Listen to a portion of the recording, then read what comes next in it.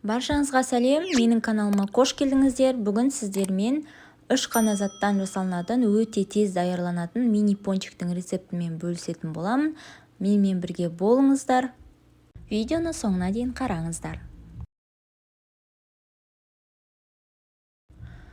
Пончикті жасау үшін бізге 2 жұмыртқа қажет болады. Ыдысымызға 2 жұмыртқамызды жарып аламыз. Үстіне қоюлатылған сүт құямыз, яғни сгущенка деп айтамыз. Соны толықтай барлығын құйып шығамыз. Бір банка кетеді бізде.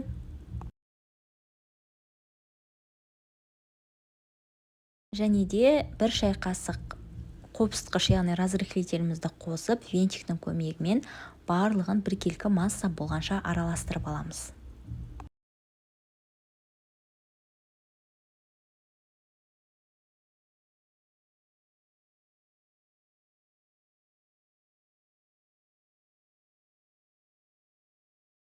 Жұмыртқалы массамыздың үстіне електен өткізілген ұнымыздың бір бөлігін қосамыз.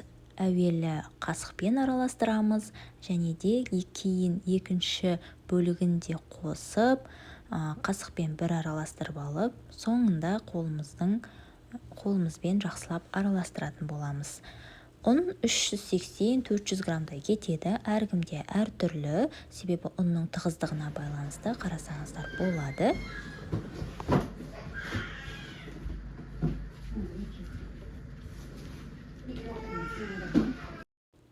Міне бізде қолға жабыспайтындай өте жұмсақ қамыр пайда болады.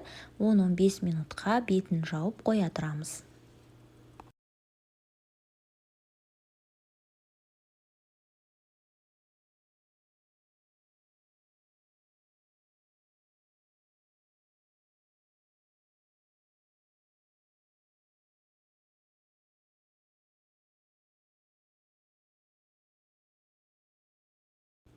Қамырымыз тынғаннан кейін үстінен басып осындай дөңгелек формасына келтіреміз. Және де видеодағыдай бірнеше бөліктерге бөліп кесіп аламыз.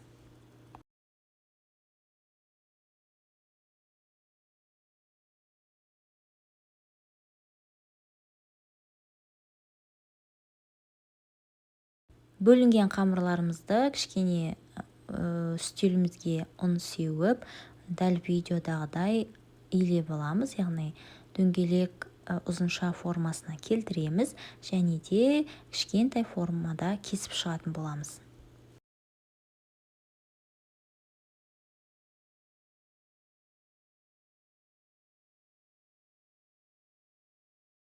Барлығын осылай кесіп алғаннан кейін екі алақанымыздың арасында қолымызбен дөңгелек формасына келтіреміз. Бұл міндетті емес, егер асығыс болсаңыз, онда бірден дәл осы күйінде, жаңағы кескен күйінде пісіре берсеңіз болады.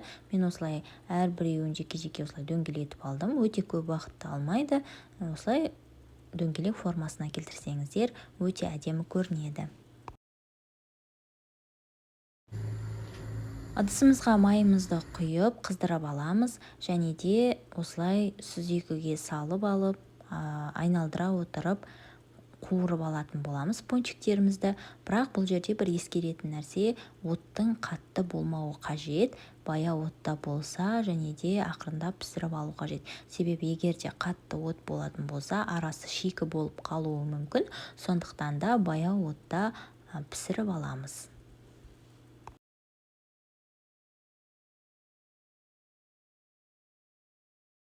Пончиктеріміз қызара бастаған сәтте бірден майдан аламыз. Дәл осылай барлығын пісіріп алатын боламыз.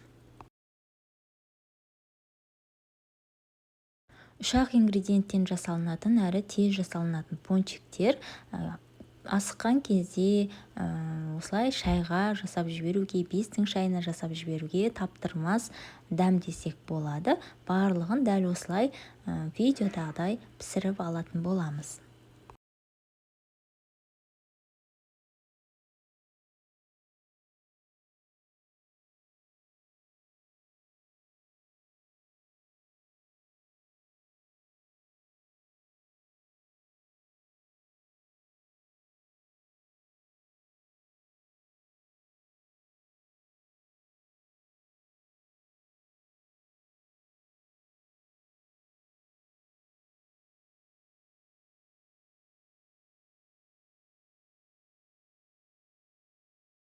Пончиктарымызды ұсынар алдында осылай қант ұнтағын сеуіп жіберсеңіз де болады. Өте әдемі көрінеді. Әрине, егер болмаса, бұл міндетті емес. Пончик онсыз да өте дәмді болып шығады. Міндетті түрде осы рецептпен жасап көріңіздер. Ортасын бөлген кезде осындай болып шығады. Ешқандай да шикі болмайды. Әрине, оттың күшіне қатты басар назар аударуыңыз қажет. Сонда барлығы да мөлшермен жасасаңыз сәтті шығады. Міндетті түрде осы рецептпен жасап көріңіз. Сіздермен болған Кәмшат. Егер видео ұнаса, лайк басып, комментарий жазып, арнама тіркелуді ұмытпаңыз.